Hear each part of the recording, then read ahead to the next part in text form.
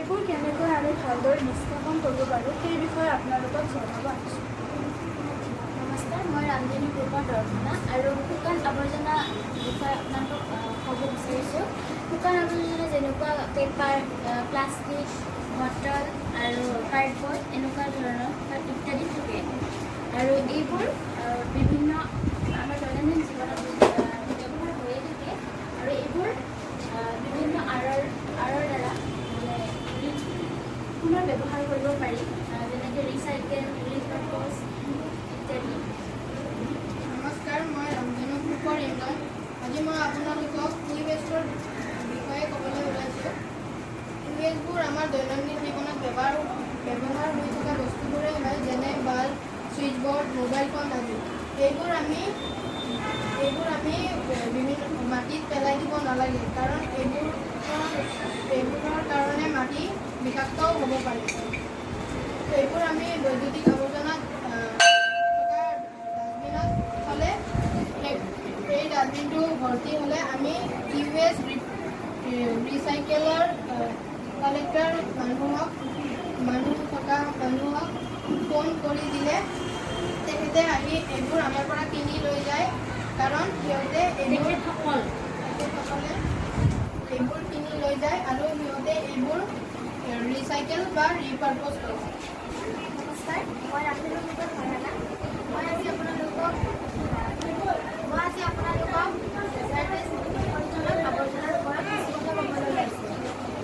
যিবোৰ আৱৰ্জনাই সাধাৰণতে মানুহক আঘাতপ্ৰাপ্ত কৰে, নাইবা অন্য জীৱ জন্তুৰ বেমাৰৰ সৃষ্টি কৰে, নাইবা মানুহৰো বহুত বিভিন্ন ধৰণৰ বেমাৰৰ সৃষ্টি কৰে, সেইবোৰ আৱৰ্জনা সঁচাই আৱৰ্জনা বুলি কোৱা হয়।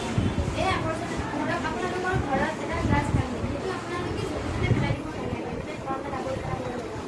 সেইবোৰ আপোনালোকে ছেপাৰেটলি। ৰামধেনু গ্ৰুপৰ দিব্যাংশ কৈছোঁ। আজি মই ৱেট ৱেষ্ট বা ভিজা আৱৰ্জনাৰ বিষয়ে কিছু কথা অৱগত কৰিবলৈ ওলাইছোঁ। এই আৱৰ্জনাবোৰ আমি ৰন্ধনঘৰৰ পৰা মানে শাক পাচলিৰ বাকলি, ফল মূলৰ বাকলি আৰু ব্যঞ্জন আদি এই আৱৰ্জনাবোৰ আমি সেউজীয়া ৰঙৰ বাকচত পেলাব লাগে আৰু মানে কোনো ঠাইতে পেলাব নালাগে, যেনে পানী, ৰাস্তা ঘাট, মানে দলং চলঙৰ কাষত। আৰু এই আৱৰ্জনাবোৰ আমি মানে একগোট কৰি কেনে পচন সাৰৰ বাবে মানে ব্যৱহাৰ কৰিব পাৰোঁ, যেনে কিচেন গাৰ্ডেনত আৰু ফুলৰ বাগিচা এইবিলাক। আপোনালোকে আৱৰ্জনা ল'ব হ'লে সেই মানুহজনক কৈ দিব লাগে যে সেইটো বিপদজনক আৱৰ্জনা, আৰু আপোনালোকে এই আৱৰ্জনাবোৰ মই ৰামধেনু গ্ৰুপৰ পিয়ুষ। আজি তোমাৰ লগত ড্ৰাই আৰু ৱেট ৱেষ্টৰ বিষয়ে কিছু অৱগত কৰিব আহিছোঁ। মই ৰামধেনু গ্ৰুপৰ পৰা ইমৰান। ড্ৰাই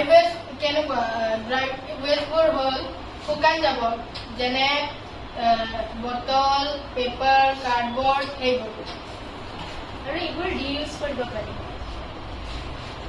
মই ৰামধেনু গ্ৰুপৰ ভাৰনাতে ৱেট ৱেষ্টৰ বিষয়ে মই এতিয়া কিছুমান কথা ক'ম। ৱেট ৱেষ্ট যেনেকুৱা আমি দৈনন্দিন জীৱনত আমাৰ ঘৰত ওলোৱা মানে কুক ফুড নহ'লে শাক পাচলিৰ বাকলি, সেইবোৰ আমি আকৌ মাটিত দি কেনে কম্প'ষ্ট কৰিব পাৰোঁ। কি কয় যি জাবৰ এনেকুৱা ওলাইছে যে শুকান জাবৰ, এইটো ডাষ্টবিনত ড্ৰাই ৱেষ্টবোৰ সাধাৰণতে ব্লু ডাষ্টবিনত পেলাব লাগে আৰু যিবিলাক ৱেট ৱেষ্ট আছে সেইবিলাক সাধাৰণতে গ্ৰীণ ডাষ্টবিনত পেলাব লাগে। আৰু ব্লু ডাষ্টবিনত আপোনালোকৰ শুকান জাবৰ পেলাব লাগে, যেনে বটল, কাৰ্ডবৰ্ড, পেপাৰ, পেঞ্চিল এইবোৰ, যিবোৰ ৰিচাইকেল কৰিব পাৰি।